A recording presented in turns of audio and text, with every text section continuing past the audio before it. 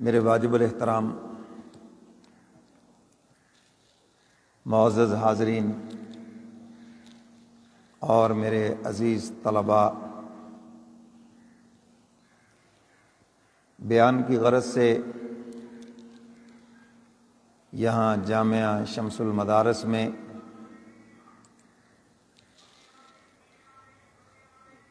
حضرت مولانا سید جعفر الحسن تھانوی دامت برکاتہم العالیہ ان کی دعوت پہ حاضری ہوئی۔ دلی دعا ہے کہ اللہ رب العزت میری اور آپ کی حاضری کو اپنی بارگاہ کے اندر قبول فرمائے۔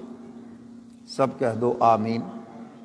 ہمارے بچے نہ بولے، آپ خاموش رہیں۔ ہمارے جو احباب تشریف فرما ہے، میں آپ سے مخاطب ہوں، تو بیان کے اندر تھوڑا سا اگر آپ بولیں گے تو مجھے بھی پتہ چلے گا میری بات آپ کو سمجھ آ رہی ہے۔ اللہ تعالیٰ اس مدرسے کو دن دگنی رات چگنی ترقی نصیب فرمائے اور اس ادارے کے فیض کو حق تعالیٰ پورے عالم کے اندر پھیلا دے۔ یہاں پڑھنے والے طلباء، پڑھانے والے اساتذہ، اللہ تعالیٰ سب کے علم میں عمل میں برکتیں عطا فرمائے۔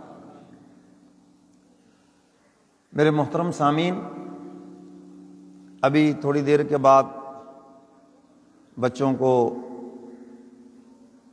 اسناد دی جائیں گی اور ان کی دستار بندی ہوگی۔ یہ ان بچوں کے لیے بڑا اعزاز ہے۔ بچوں کی دستار بندی ابھی ہوگی اور جو ان کے والدین ہیں انشاءاللہ العزیز ان کی دستار بندی حشر کے میدان میں ہوگی۔ کہہ دیں ماشاءاللہ۔ چونکہ ہمارے پنجاب کا تو رواج ہے نا جی، مجمع بھی ساتھ ساتھ بولتا ہے۔ آپ میرے سامنے آ جائیں۔ اور ہمارے جو پنجاب کے دیہات ہیں نا جی، وہاں پر یہ رواج ہوتا ہے، لوگ سوئے رہیں اور مولوی صاحب بیان کرتے رہیں، تو آپ تو ماشاءاللہ شہر قائد کے رہنے والے روشن ضمیر لوگ ہیں، تو آپ کو تو زیادہ بولنا چاہیے، زندہ دل ہونا چاہیے۔ تو حافظ قرآن کے جو والدین ہیں، حدیث مبارکہ کا مفہوم ہے، فرمایا قیامت کے دن حافظ قرآن کے والدین آئیں گے اور حق تعالی ان کو ایسے نورانی تاج سجائیں گے جس کی روشنی آسمان کے سورج سے بھی زیادہ ہوگی۔ لوگ حیران ہوں گے، پوچھیں گے یہ کون لوگ ہیں؟ انبیاء علیہ الصلاۃ والسلام ہیں، حضرات صحابہ کرام ہیں، اولیاء کرام ہیں، کون سی یہ شخصیات ہیں جن کا یہ اعزاز؟ تو پوچھنے کے بعد پتہ چلے گا کہ یہ تو حافظ قرآن کے والدین ہیں۔ اور نور کے ممبروں پہ بیٹھے ہوں گے، نورانی تاج سروں پہ ہوں گے۔ اچھا، میں اس کو ایک اور مثال سے اس بات کو واضح کرتا ہوں۔ اب یہاں سے کوئی ایک معمولی آدمی، ایک مزدور آدمی پرائم منسٹر کے ساتھ بیٹھ جائے تو لوگوں کو بڑی حیرانگی ہوتی ہے، یار یہ تو ہمارا رشتہ دار ہے، ہمارا محلے دار ہے، یہ تو ایک معمولی سا آدمی ہے اور یہ وزیر اعظم کے ساتھ، پرائم منسٹر کے ساتھ بیٹھا ہوا ہے، بڑی عجیب بات ہے یار، یہ وہاں کیسے پہنچ گیا؟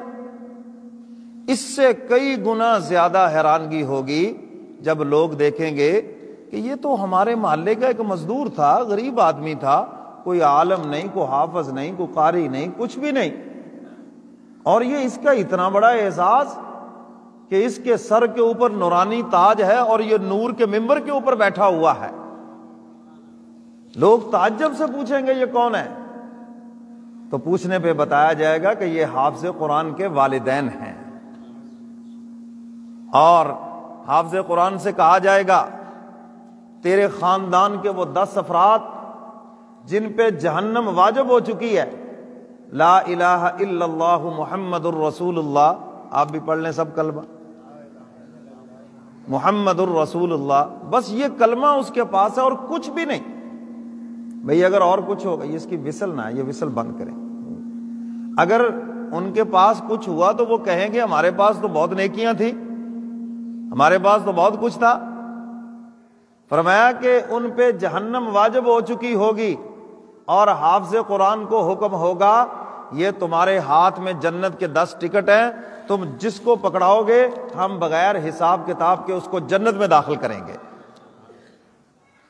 اب اس وقت چچا جان کہیں گے بھتیجے مجھے پہچانو، رشتہ دار کہیں گے مجھے پہچانو، اور میں اکثر کہا کرتا ہوں وہ رشتہ دار بھی کہیں گے مجھے پہچانو جنہوں نے اس حافظ قرآن کو غریب سمجھ کر رشتہ دینے سے بھی انکار کر دیا تھا۔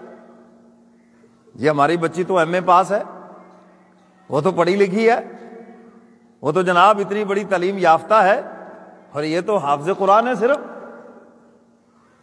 یہ کتنے افسوس کی بات ہے، آج مسلمانوں کے ہاں قرآن کی ڈگری چھوٹی ہے اور انگریز کی ڈگری بڑی ہے، حالانکہ سب سے بڑی ڈگری تو قرآن کی ڈگری ہے۔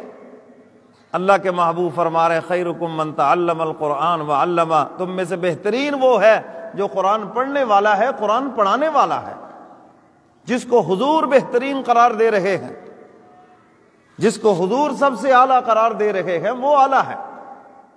تو رشتہ دار کہیں گے ہمیں پہچانو، ہم تمہارے فلاں لگتے ہیں فلاں لگتے ہیں۔ یار آج کسی بندے کے پاس امریکہ کے 10 ویزے آ جائے سارا خاندان اس کے پیچھے پڑ جاتا ہے۔ ہماری تو جناب تمہارے ساتھ دیکھو یہ رشتہ داری ہے، فلاں فلاں موقع پہ ایسے، فلاں موقع پہ ایسے۔ تو اب آپ اندازہ لگائیں کہ نفس و نفسی کا عالم ہوگا۔ قرآن خبر دے رہا ہے ماں بھی منہ پھیر لے گی، یوم یفر المرء من اخیہ و امہ و ابیہ و صاحبتہ و بنیہ، اولاد بھی منہ پھیر لے گی، دوست بھی منہ پھیر لیں گے، اور اس وقت حافظ قرآن کے ہاتھ میں جنت کی 10 ٹکٹیں ہوں گی۔ یہ چھوٹے سے بچے ہیں، 10 ٹکٹیں ہوں گی، رشتہ دار کہیں گے ہمیں پہچانو۔ تو حافظ قرآن جس کو ٹکٹ پکڑائے گا اللہ اس کو بغیر حساب کتاب کے جنت میں داخل کرے گا۔ تو اس لیے میں آپ حضرات سے کہتا ہوں علماء سے، حفاظ سے، قراء سے اپنی دوستی پکی کریں، ان سے نفرت نہ کریں، ان سے محبت کریں۔ اور قرآن پاک میں بتایا دنیا کی جتنی دوستیاں ہیں یہ سب دشمنیوں میں بدلیں گی، لیکن فرمایا جو نیکوں کی دوستیاں ہیں یہ محبتوں میں بدل جائیں گی۔ الاخلاء یومئذ بعضهم لبعض عدو الا المتقین، فرمایا جو متقین کی دوستیاں ہیں، نیکوں کی دوستیاں، یہ تو اور بھی محبتوں میں بدلیں گی، تو ان سے اپنی دوستی پکی کریں۔ اور اس کے بعد حافظ قرآن کو حکم ہوگا آج تو قرآن پڑھتا جا اور جنت کی سیڑھیاں چڑھتا جا۔ اور لکھا ہے کہ حافظ قرآن پڑھتا جائے گا اور جنت کی سیڑھیاں چڑھتا جائے گا، جب والناس پہ پہنچے گا تو حافظ قرآن جنت الفردوس میں پہنچ چکا ہوگا۔ اس وقت پتہ چلے گا حافظ قرآن کی شان کیا ہے، اس وقت پتہ چلے گا ان قرآن والوں کی شان کیا ہے، ان کا کیا مقام ہے۔ آج تو لوگ ان کو معمولی سمجھتے ہیں، حشر کے میدان میں پتہ چلے گا، قیمت تو وہاں لگے گی، پھر پتہ چلے گا ان کی شان کیا ہے اور ان کا مقام کیا ہے۔ تو میرے محترم سامعین، اپنے بچوں کو قرآن کا حافظ بناؤ، بچیوں کو قرآن کی حافظہ بناؤ۔ چلو اگر حافظ اور حافظہ نہیں بنا سکتے تو کم از کم ناظرہ ضرور پڑھا دیں، دیکھ کر ان کو قرآن پڑھنا آئے، تاکہ ابا کے مرنے کے بعد کبھی ابا کی یاد آئے تو یہ قرآن پڑھ کر اپنے والدین کی روح کو اصالہ ثواب کرے، خود پڑھ کر ان کی روح کو اصالہ ثواب کرے۔ تو یہ جو آیت مبارکہ آپ حضرات کے سامنے خطبہ کے اندر تلاوت کی ہے، حق تعالیٰ فرماتے ہیں ہم نے یہ قرآن کریم تمہیں بطور میراث کے عطا فرمایا ہے۔